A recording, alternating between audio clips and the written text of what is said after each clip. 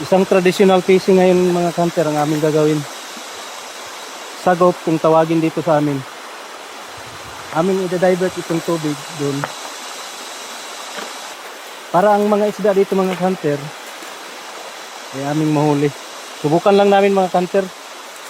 Masyado kasing malakas ang agos ng tubig dito. Subukan namin kung kaya ba namin pigilan ang tubig papunta dito. So yun, abangan nyo lang mga hunter. Update ko lang kayo sunod nating video.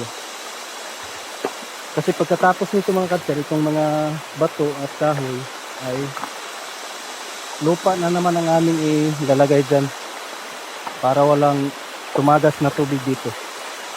Yun lang guys, thank you for watching. So yun mga hunter, update sa among sagop.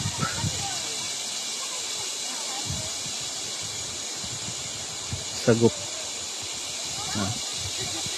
Humanamig pile sa mga bato, tapos humanapod mig hakot sa mga ipangbulit ng mga kuan yuta na nagsugod na akong papa magbulit yuta.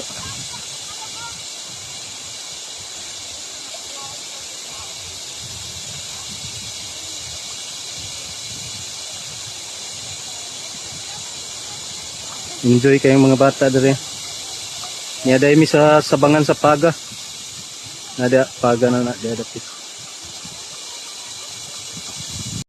Lingaw gihapon among lakaw guys, bisag wala ni kuha.